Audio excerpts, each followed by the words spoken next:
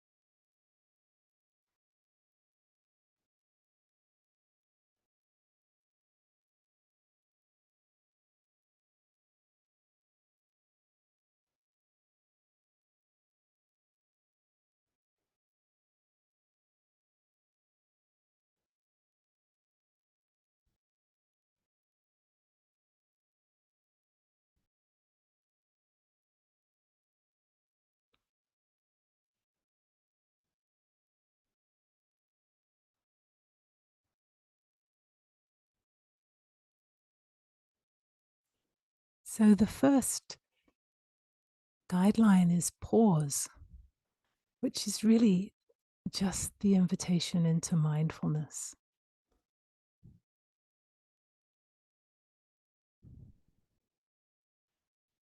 To pause and open the space for an encounter with the present moment, with what's actually here, just now.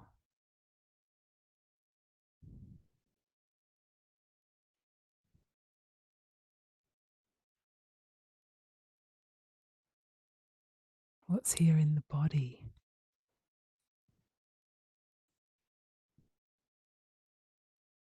Really sort of sensing in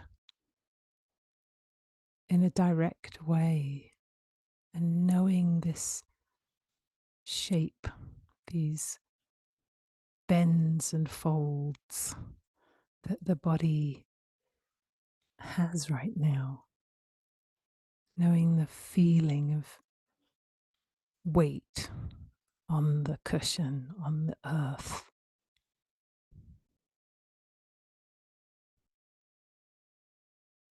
Knowing the angle of the spine.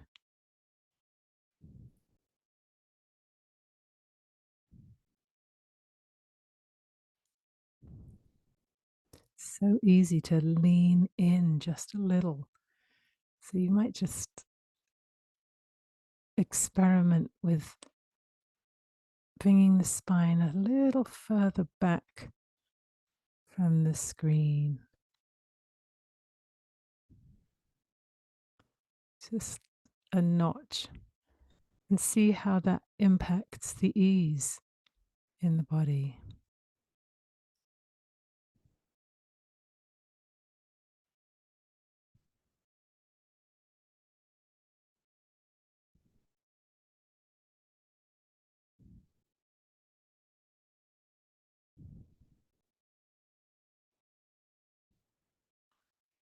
So just seeing if there are any other small adjustments that might be made to bring muscular ease, which in turn brings ease to the mind.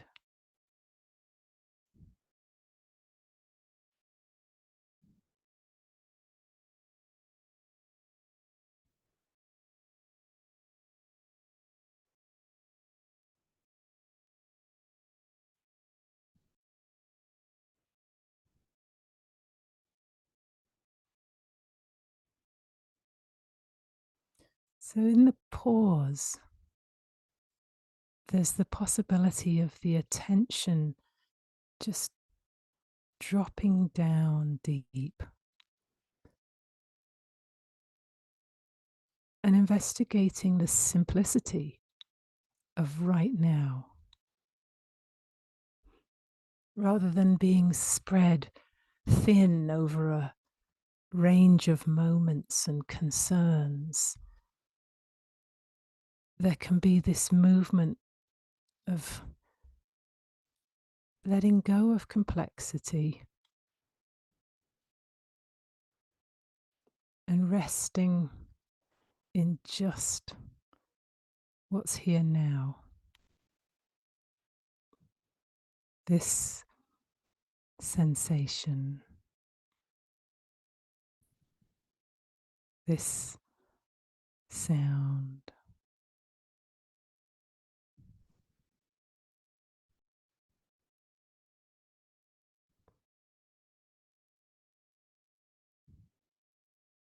this heavy heart or inner quietude or ruckus. Just knowing what's here.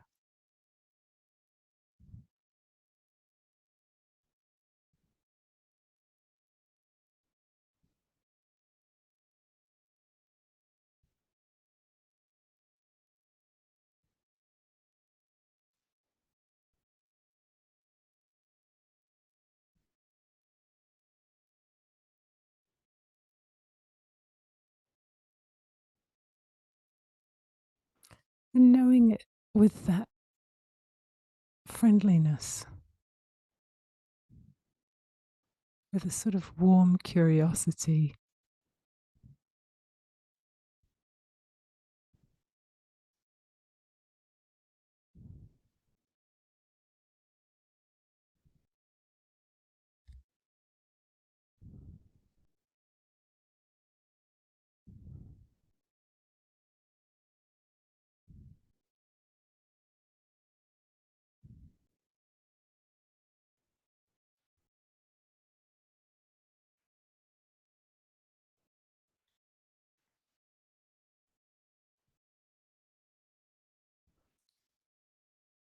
And this pause might help us awaken out of identification.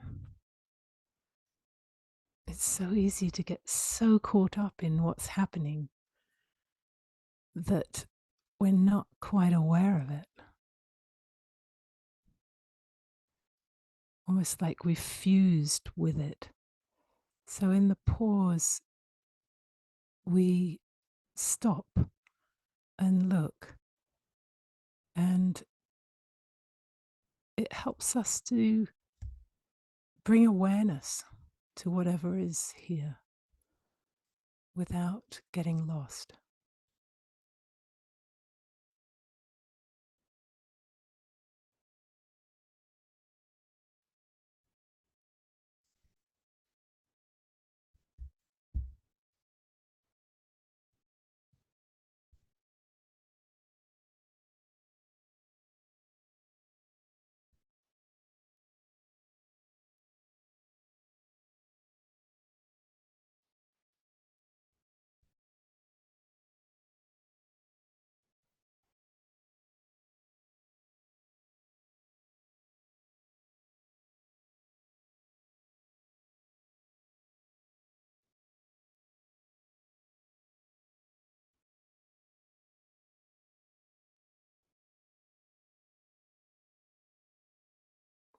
And we pause into not knowing.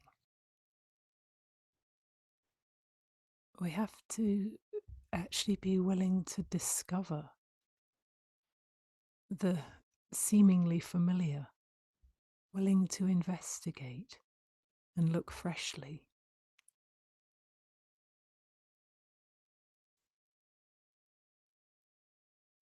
Let go of preconceptions and thinking we know, but actually really looking from the space of not knowing.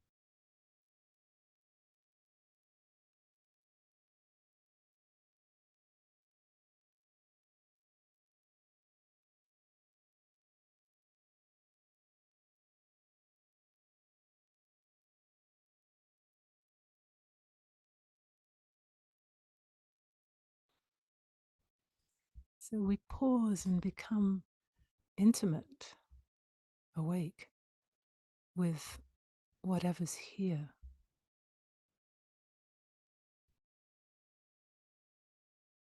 And then the invitation in the second insight dialogue guideline is to relax with whatever's found. in the pause.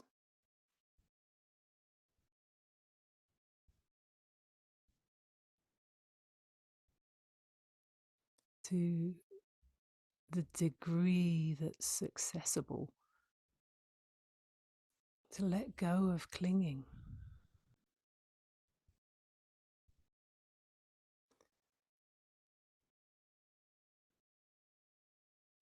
And just like with the pause, that can be clinging in the body where the musculature is tight, holding, gripping.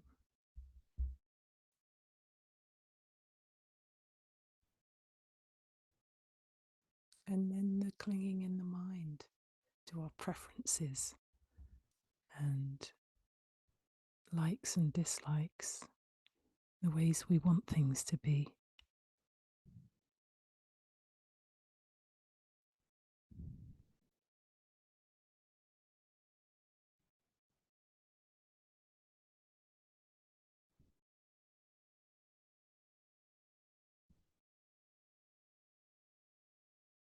So, to the degree that it's available, we invite that ease and softening with the way things are.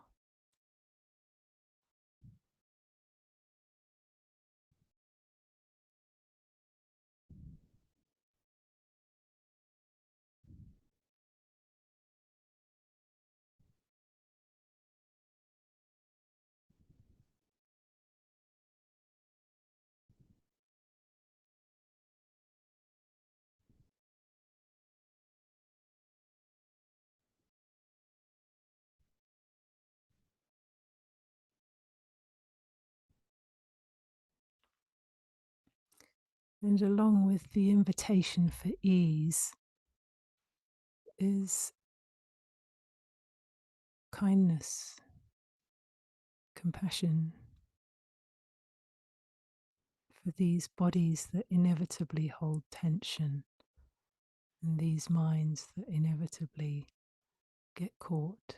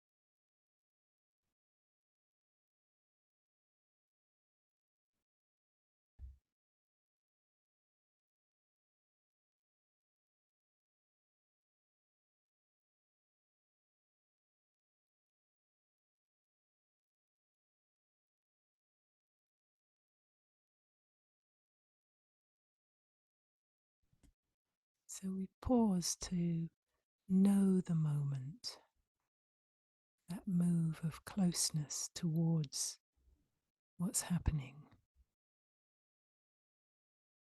And then we relax with whatever is found, seeing if it's possible to not compare this moment with other moments, but instead having that full hearted embrace. It's like this right now.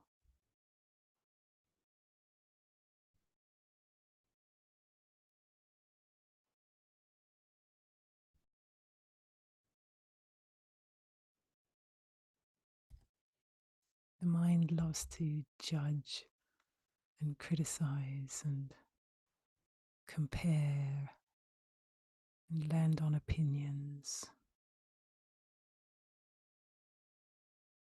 And when I'm comparing, I'm not fully here in this moment. I'm sort of hovering betwixt and between now and some other moment. So just seeing if it's possible to let go of comparing, of ideas of good and bad and right and wrong, letting things be just the way they are.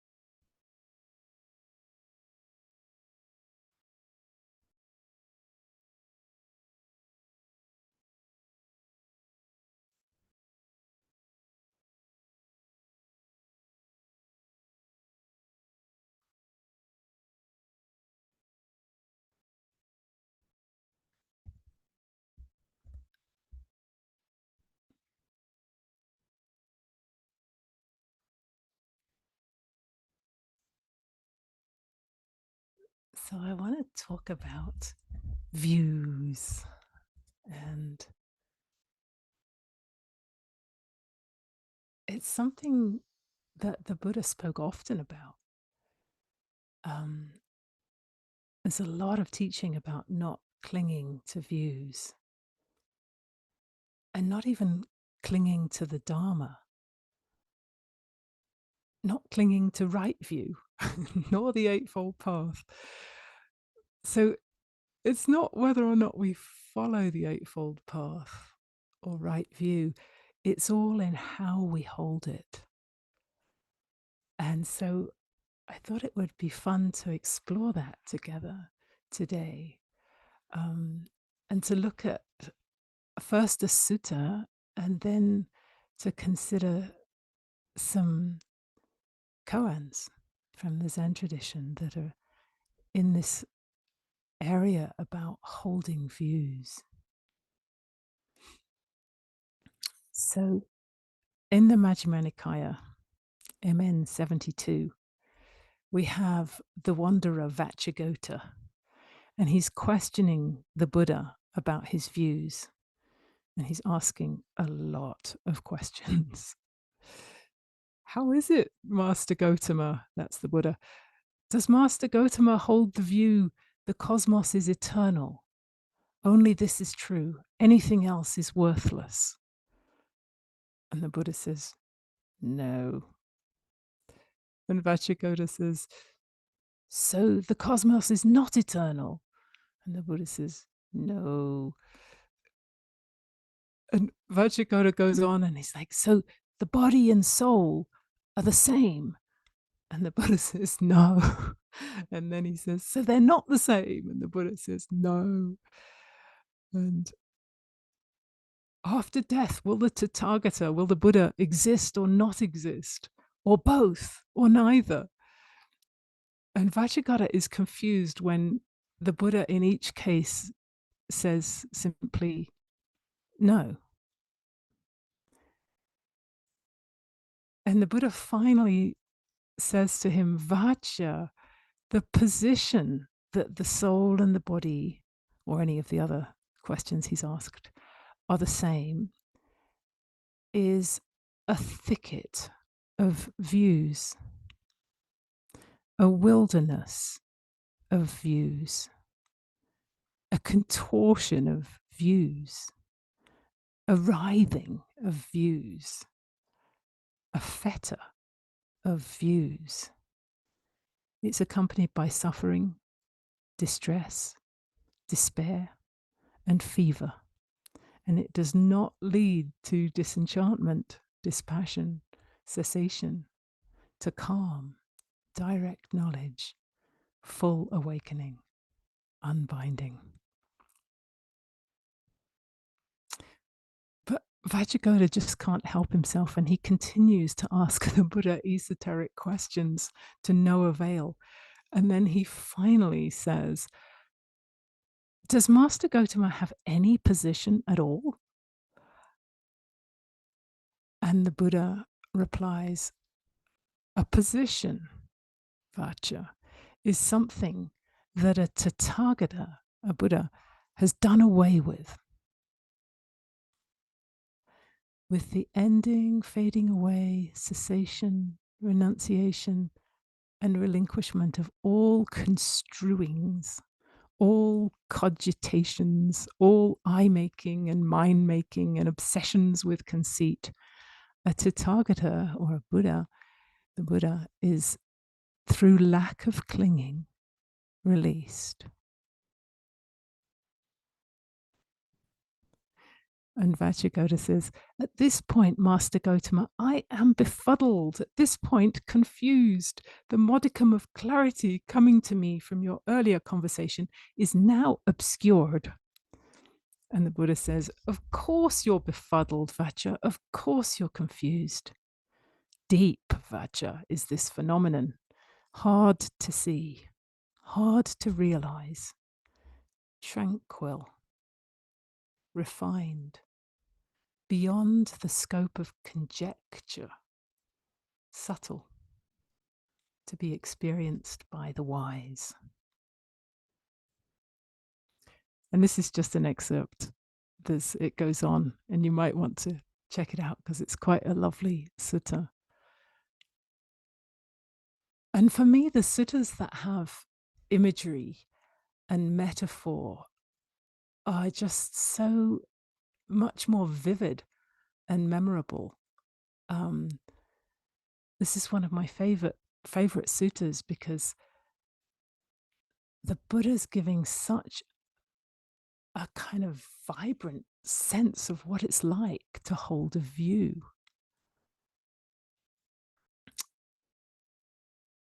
So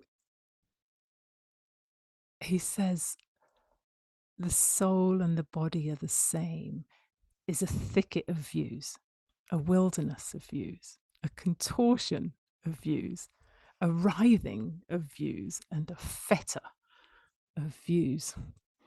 And I looked up the definition of these words because I found them so intriguing. And it was quite revealing. So the dictionary tells me that a thicket is dense growth that's hard to get through. I thought, gosh, that's kind of how it feels when somebody has a lot of strong opinions, a lot of views, and it's just hard to get through to them.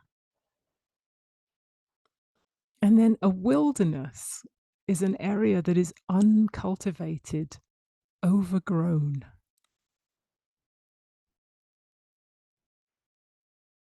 A contortion is defined as the skill of bending one's body into strange and unnatural positions, sometimes as a form of entertainment. So I love this because you can sort of feel how when you're trying to convince somebody, it's so easy to be kind of bending into not very natural positions and contorting. And likewise, the writhing that the Buddha's describing is defined as twisting or thrashing about. And then lastly, the fetter is defined as a chain to restrain a prisoner. So we can kind of tie ourselves up with views. And likewise, in this sutta, I really love the word position. When the Buddha says, let's just check what it says exactly. I think it's a position is something that a Tathagata has done away with.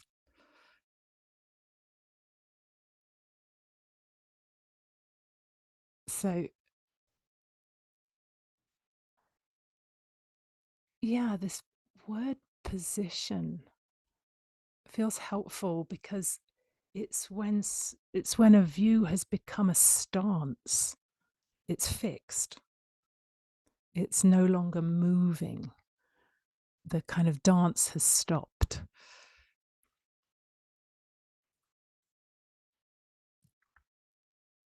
So there are echoes of this sutta in a koan from Dongshan's 5 ranks. And in true Zen style, it condenses it into just a few lines. So here's the koan from Dongshan. Not deciding it is or it isn't. Do you have the courage to be at peace with this? Everyone wants to leave the endless changes. But when we finish bending and fitting our lives, we come back to sit by the charcoal fire.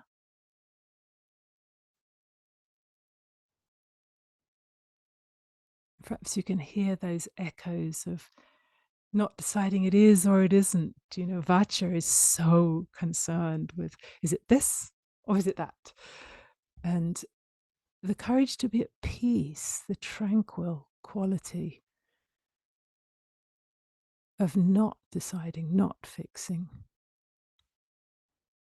Everyone wants to leave the endless changes, but when we finish bending and fitting, so there's that echo of the sort of contorting, bending and fitting our lives, we come back to sit by the charcoal fire. And there's a certain peace. It's not a raging bonfire. It's the quiet aftermath of the flames where there's just the charcoal. It's peaceful.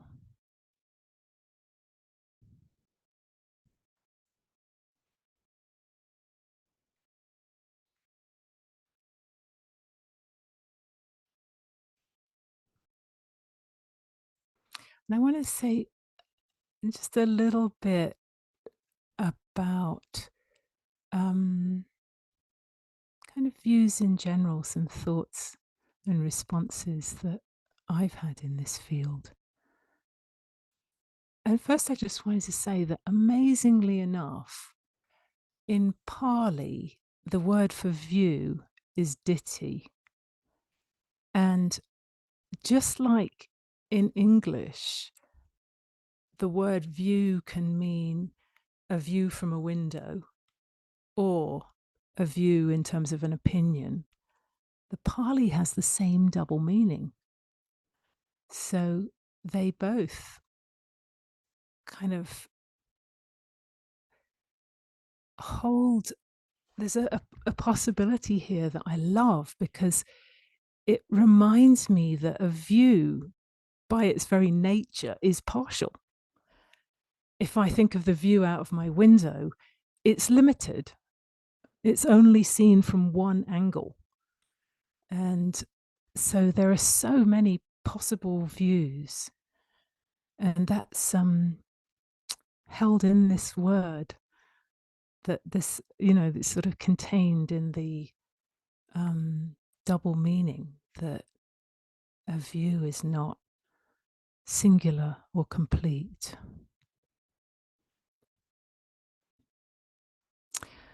And the other thing that I think it's important to remember about views is not only are we looking from a specific angle, but we're also looking through a lens that we often forget is a lens.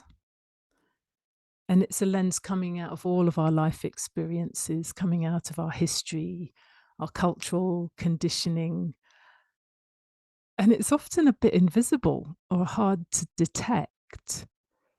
So it's easy for me to forget that my basic view of the world is shaped by being middle class, by being white and a woman born in England in the 60s with two older sisters. And of course, my way of seeing is shaped by the kind of parenting I had and didn't have, and by friendships, relationships, education, work life, and then all the difficult experiences, traumas, losses, and as well as unearned advantages and privileges I've experienced. So the very specific way that the worldly winds have blown through my life shapes the way I see the world and the lens that I look through. And it's just so easy to make the mistake that because I see it this way, other people will too. And then the insidious kind of assumption that the way I see it is how it is, that it's right. It can feel so obvious or natural that I don't realize I'm clinging to my highly conditioned version of the truth until someone points it out or disagrees with me. So, yeah, this holding or clinging to views. I want to come back to for a minute to the what the Buddha was saying about a position. And you can feel in that the sort of stance, the stiffness, maybe rigidity in that position. And how when we identify with our views, they can become an aspect of our selfhood. So the attachment to views can actually solidify a sense of me here. It can make us feel more substantial. And actually, that might be one of the reasons that it can be quite attractive to hold on to our views. There is that something sort of reassuring about that solidity.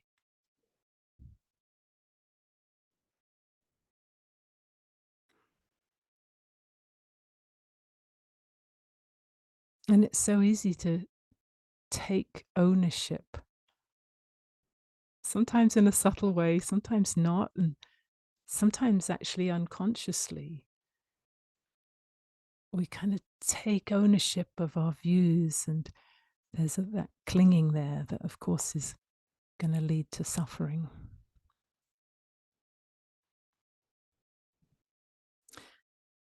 And in the same way that if I'm solidifying a me here that's separate from you, there's a way that that's alienating in an interpersonal way.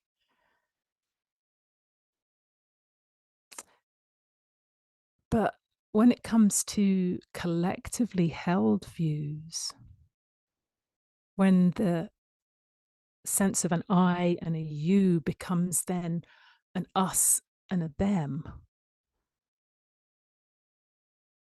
when we see others as the other, the verb to other, when we other, we can treat the other without the same care. And we can fall into a superiority view like white supremacy,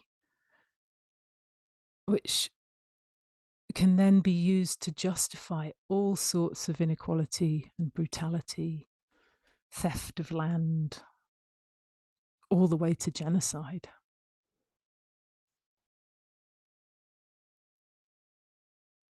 Or the view of human supremacy, where we see animals and ecosystems, forests, oceans,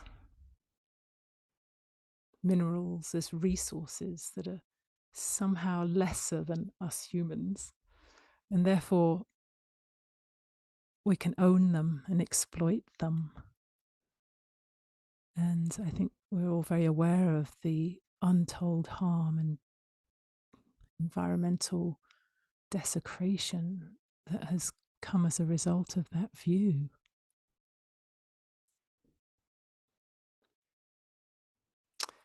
So views and opinions, whew, they can really take us into some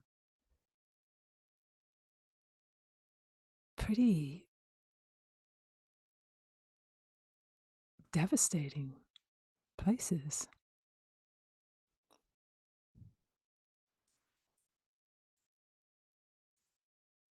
So what do we do with all of this? I remember my Zen teacher, Joan, used to say, it's fine to have a view, but hold it provisionally. And this isn't about being kind of wishy-washy or doormat-like. We can still have strong views and take strong action resulting from those views.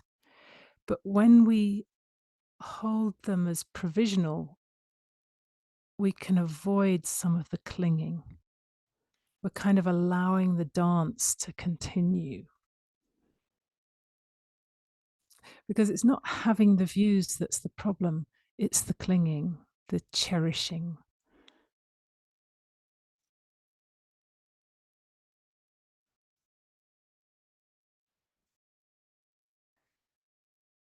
So how do we loosen that clinging?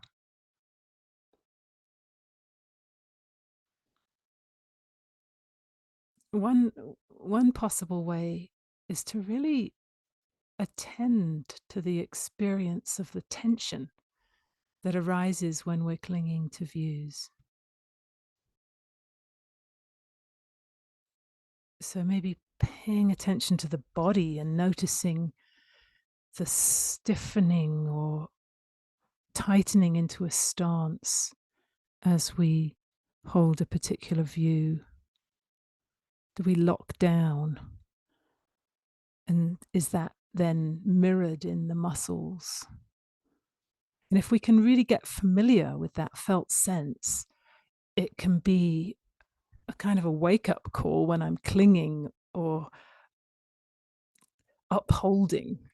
That's an interesting word, sort of the way we hold it up. It's like there's a tension in that, upholding opinions and views.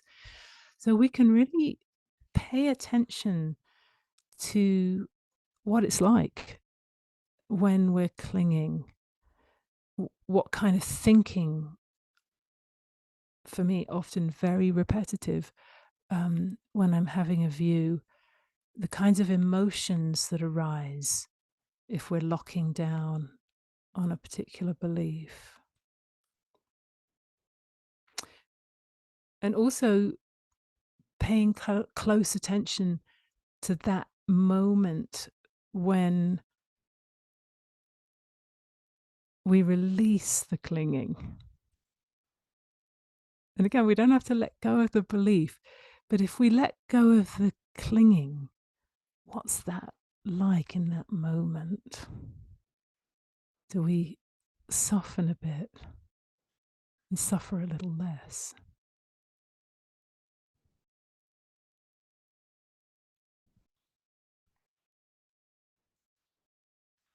And another thing that can support us in that kind of softening is a koan that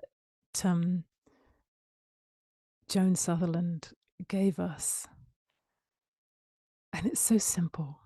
It's just this: I wonder what I don't know here.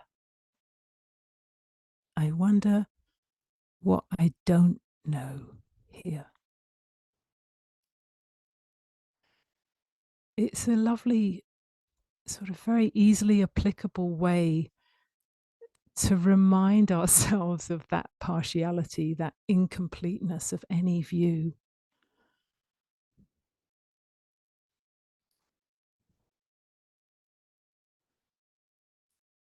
And, you know, when there's been a lot of evaluation or conclusion drawing or certainty, how often do I find that there's something that I didn't know that actually really changes the whole picture? So I wonder what I don't know here inserts this element of uncertainty, of not locking down. And you might feel that there's a sort of spaciousness there, maybe a loosening.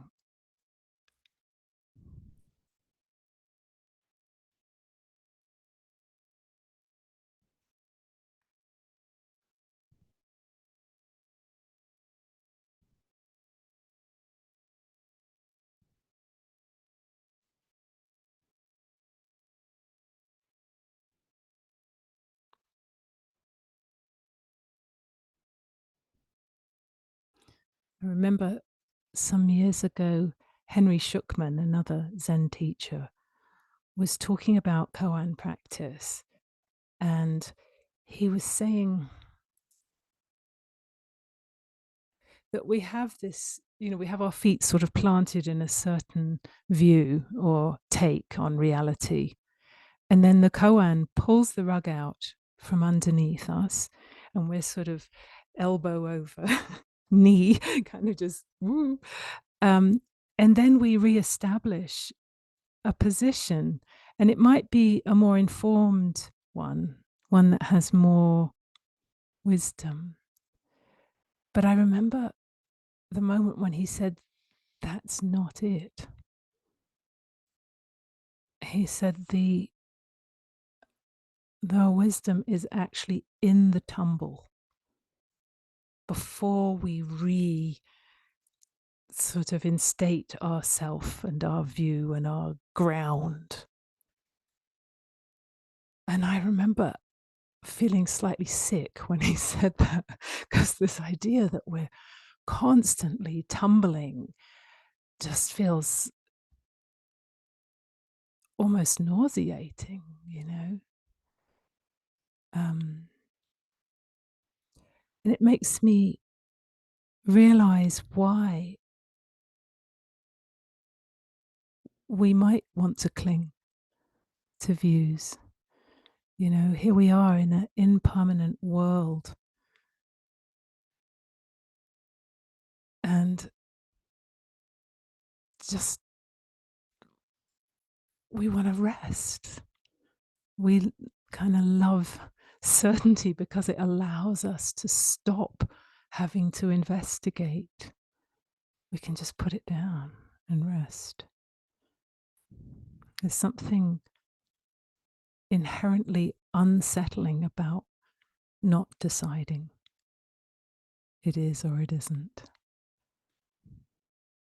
So maybe we hold views as a way to counter the insecurity of impermanence, the insecurity of no fixed self. We're just wanting to get a toehold rather than be in the free fall of constant change. Everything rising, falling away, and nothing to hold on to. So, of course, we want to resist this and solidify. Somebody put the word reify in the chat. That's a great word for this too. Identify, create a me, something to hold on to. So it's all worthy of so much compassion.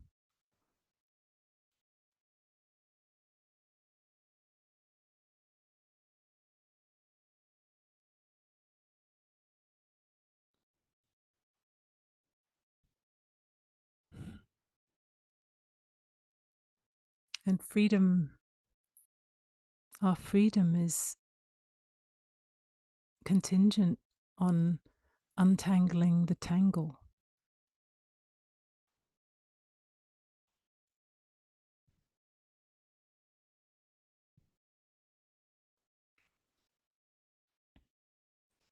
So I want to end with a koan, another koan that I'm hoping might spark us into a discussion. So this is a koan from the Book of Equanimity. This is case 20.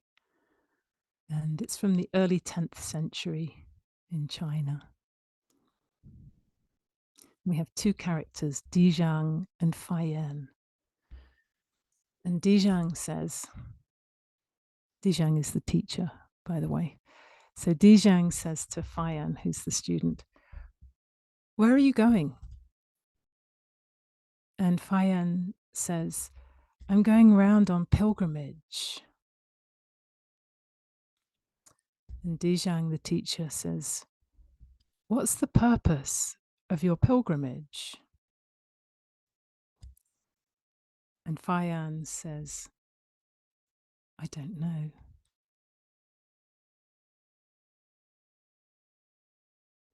And Dijang, the teacher, says, "Not knowing is most intimate." And this one line, "not knowing is most intimate," is often the part of the koan that's carried because it captures the essence and it's easy to remember. So this one line you might have heard because it's quite a beloved koan, actually. So not knowing is most intimate.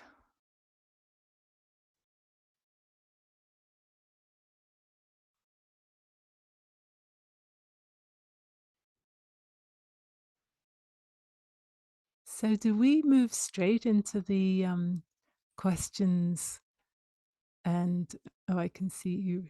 I'm going to say questions and responses because I don't know too much about answers. That sounds a little bit final. And I think what we're in here is this incredible dance that's ongoing, you know? So, yeah, feel free to inquire into any of all of this. It might be the sutta that I brought, or some of the um, koans like the charcoal fire koan, or the I wonder what I don't know here koan, or this last one of not knowing is most intimate. And I can see Marita with a hand up. Thank you, Marita.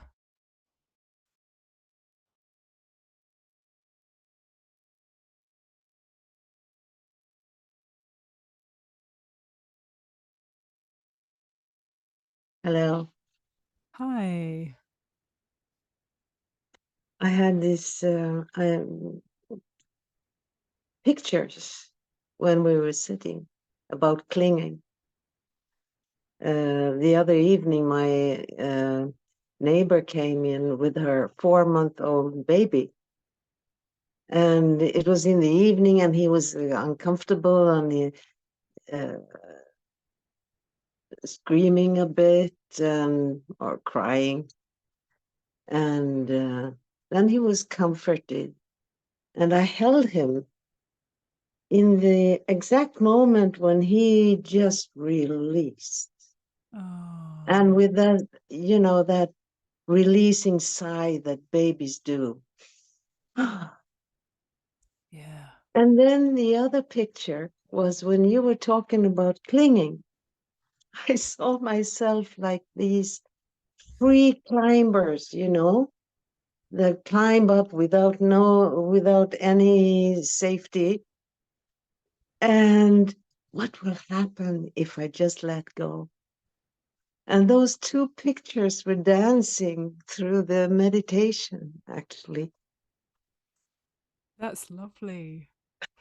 Thank you for sharing them, because for me, just like the suttas with imagery or metaphors, they really help me to become intimate and sort of get a sense, and also remember, sort of to lodge in my body Mm. what the experience is. So I think I love that you've got this one experience of just the baby flopping with release, Yeah. and And I that, just watched him and I said, that's when you let go. yeah, It just passed my mind, at that moment. Yeah. yeah, it's so palpable, isn't it? It's just Mm. really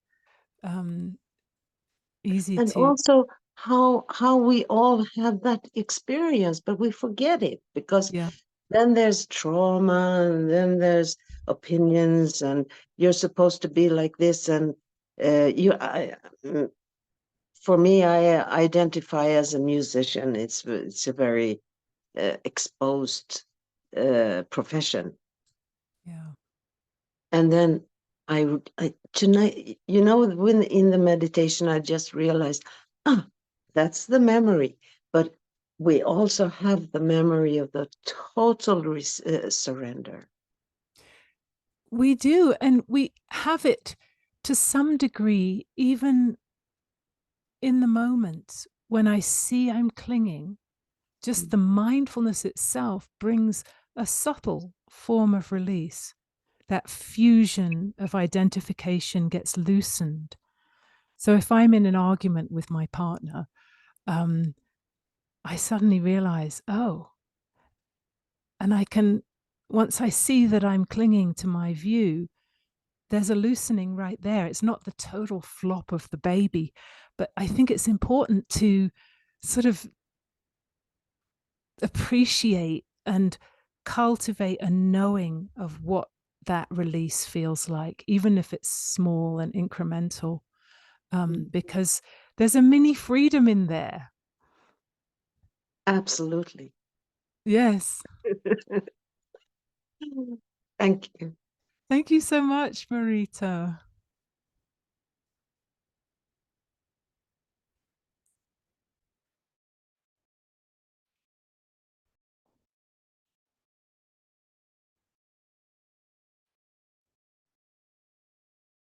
We can sit for a little and see if there's anything else that bubbles up that might want to be spoken or inquired into. No need for specific questions or answers, but just like what stays with you, what might benefit from a little bit of exploration.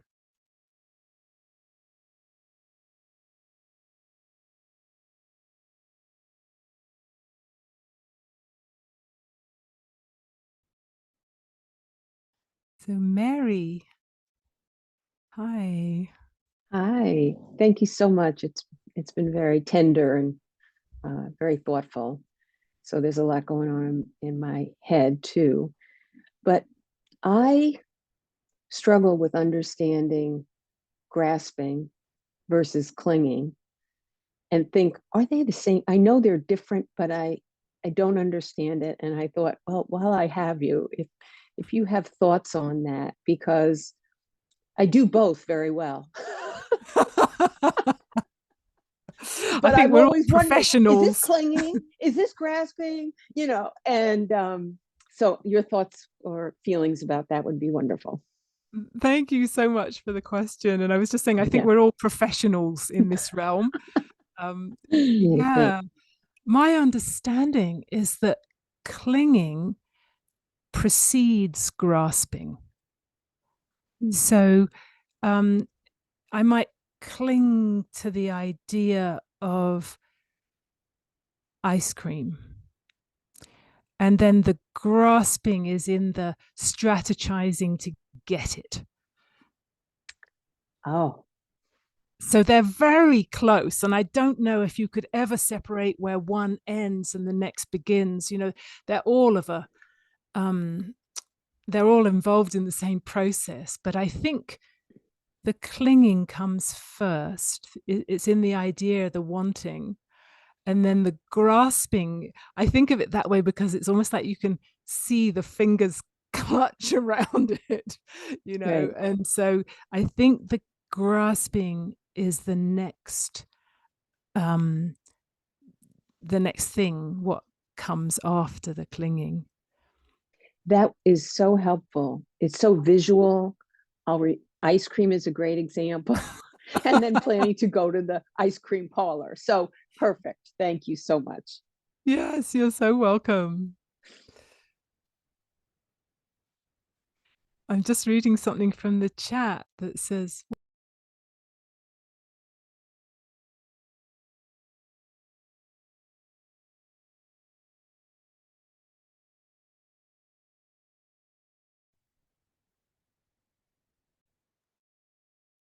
Oh, Nicola, you're on mute. sorry, I don't know how that happened. So I was just reading something in the chat which says, what's sticking with me is that my ego and my personality are not my friend or an aid to freedom or an end to suffering.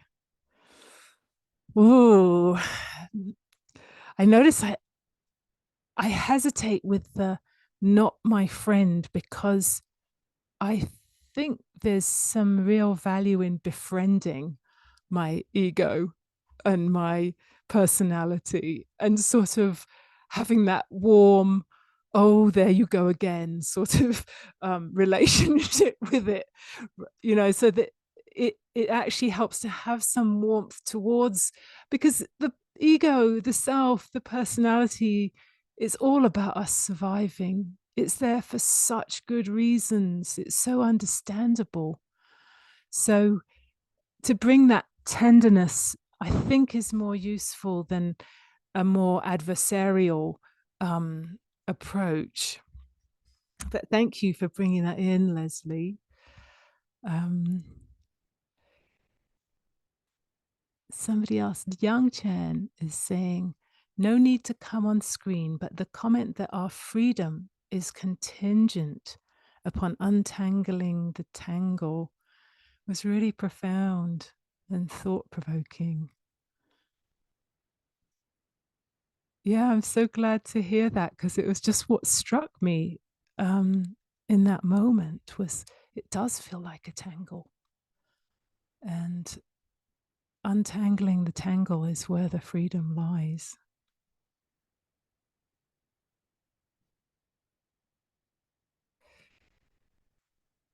And then Brianne, I think, have you and how have you been able to maintain some feelings of safety during the tumble?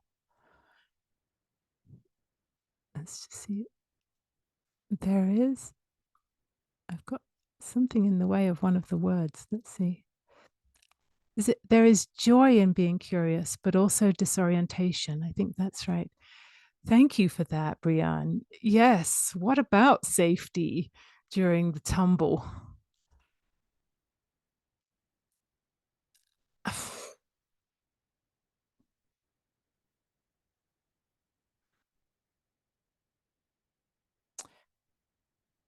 I think in that moment of the tumble, I release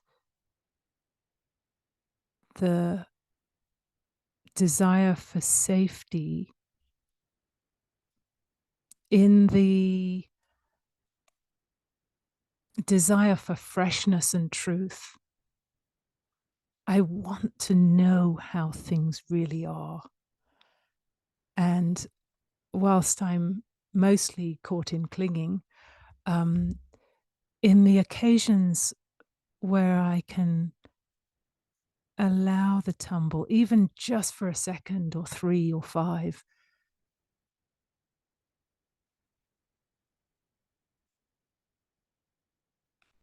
it's hard to bear the disorientation. I love the way you worded that. And actually, I think, if I'm really honest, I don't choose between the safety and the tumble of reality. I think it just happens sometimes when you're sitting, just sort of, oh, there's a tumble.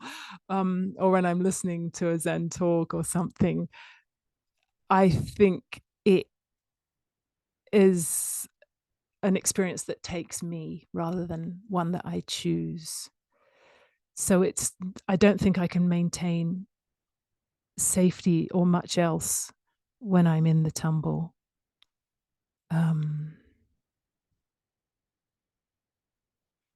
Yeah. So Shelley, is it Sheila? I should have my glasses on. I think it's Sheila.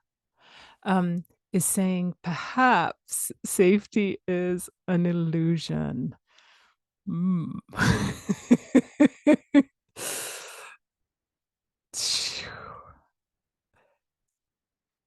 That's an interesting idea.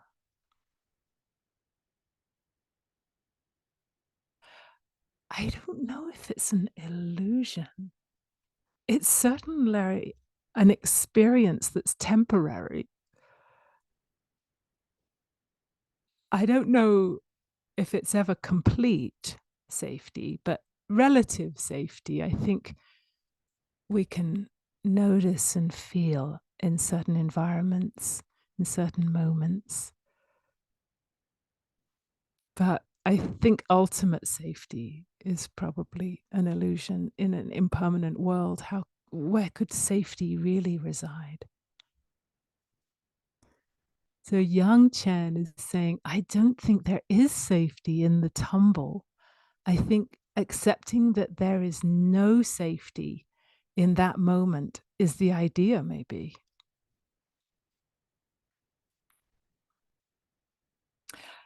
I don't even know if there's time to accept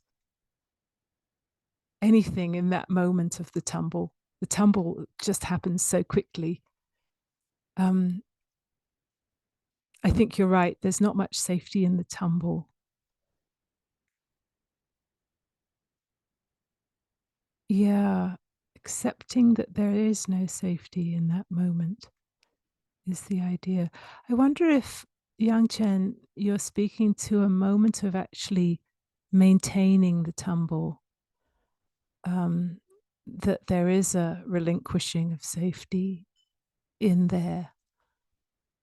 I mean, there's those moments when the tumble just sort of arises of itself, and then I wonder if we keep tumbling.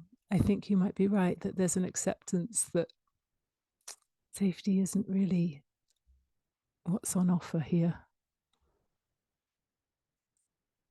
And Leslie is saying, but it is an illusion we can experience temporarily.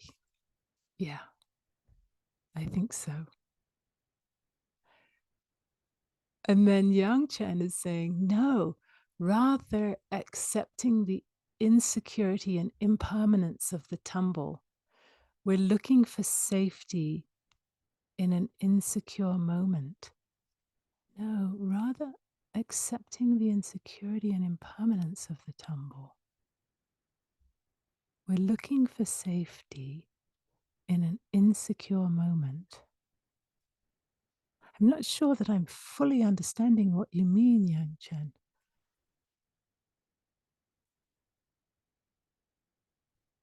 Might you be willing to, you don't have to come on screen, but can we talk a little?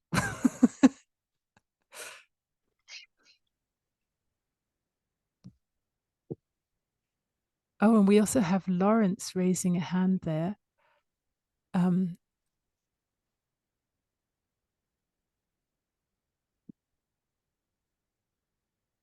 Okay, go ahead, Lawrence, and we'll see if Yang Chen might come along too in a minute. Oh, actually, there's Yang Chen. Let's hear from you first, Yang Chen, because then we'll have the continuity. And hang on just a sec, Lawrence, and we'll get to you in a minute. Hi. Hi. So what I meant, I mean, it's like all sort of jumbling around in my head, so it's really hard to articulate. But what I'm trying to say is when we're tumbling, we're in a moment of flux. We're in a moment of transition. We're not stable. We're tumbling. So Yes. It seems counterintuitive. I mean, it seems realistic, like it seems natural for us to want the stability in tumbling. But what I'm trying to express is I think it would be wiser to accept there is no stability when you're tumbling. So we're trying to find a moment of security in an insecure moment. We're tumbling. It's impermanence. And I kind of think that we just need to come to terms with the fact that maybe there is no ground when we're literally in the air tumbling, you know, or metaphorically, of course. You know what I mean? Yes, thank you. That's so much clearer. It's so much easier to hear what your meaning is when you speak it than in this little text. Yeah, I guess just accepting the unstable moment as it is really kind of coming to terms with the tumble. Like I think you even said something earlier. There was a quote about the wisdom is in the tumble. That someone had said that, right? So the wisdom is knowing that you're tumbling and accepting there isn't maybe no stability in that moment. It's just my perception. Yeah, I think you're really onto something because there's an inevitable lack of control in the exactly. But we want to control it. We're grasping and wanting to control it. We're trying to stabilize ourselves and find the walls, but we're tumbling. It doesn't make any sense. So that's kind of what I mean by just accept that we're tumbling, accept the impermanence of the moment. Thank you. That's so much clearer. Yes. So Lawrence. Greetings. Thank you. Very nice meditation and talk. Two thoughts. One is the danger of defining tumbling, which will undoubtedly deepen and expand as we continue to explore it, and that there can be a million types of tumblings, little, big, all sorts of it. It's like dukkha, every type of dukkha, every type of tumble.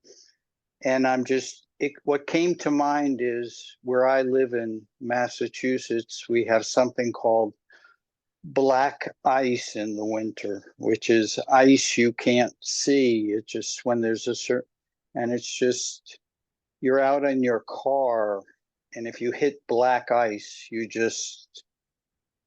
don't know it, and all of a sudden you're just sliding completely out of control. Yes. And I remember moments of hitting black ice and just going into a space of just watching everything. Time stops and you just watch everything because there's nothing you can do. And you're just wondering if you're going to slide into a tree, or you're going to miss it, or you're going to die, or you're going to live. You have no idea. And it's my experience has been it's completely calm, and time just totally stands still. Yes. And there's this amazing clarity in seeing everything. And for me, that might be one type of tumble I have had. That's so helpful. Thank you. And again, just like with Marita, having that image of the ice and just the skidding out of control, no way to hold on. I think these images are so helpful to get a felt sense of what this is. And I love that you're saying there are so many tumbles, momentary tumbles, longer tumbles, big tumbles, little tumbles. I'm sure that's true. Thank you very much, Nicola. Yes, thank you, Lawrence. We just have a couple more minutes. Let's see, there's something in the chat. So Charles Lee, is that the right one? Yes. So this is Charles Lee saying, if I can't have safety, then can I at least have predictability? Oh, Charles Lee. Oh, that's so sweet. Oh, can you just feel that human urge to have a toehold in an unknowable, uncertain world? And in my experience, I mean, of course, I predict all the time, but I see how often my predictions are absolutely hopelessly inaccurate. I don't think we get to have predictions either. Well, not reliable ones. And Yang Chen is saying, yes, and the last thing you want to do is jam on the brakes when spinning on ice. We'd like to, but it makes it worse.